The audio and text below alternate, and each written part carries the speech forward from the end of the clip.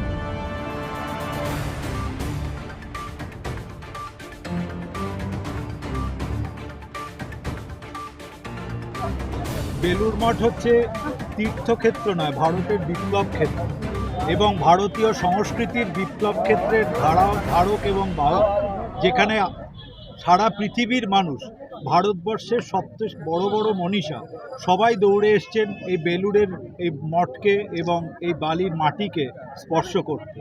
এই পুণ্যভূমিকে স্পর্শ করে মাথায় নিয়ে আমরা যে সংস্কৃতির ধারায় বিশ্বাস করি, আমাদের পরিবার যে সংস্কৃতির ধারায় বিশ্বাস করে, যশস্বী প্রধানমন্ত্রী নরেন্দ্র মোদীজি যে ধারাকে বিশ্বাস করেন, আমরা সেই পরিবারের সকলে পরিবারের সদস্য হিসেবে আমরা মনে করি সেই পুণ্যভূমি পুণ্য মাটিকে মাথায় নিয়ে আমরা যাত্রা করি।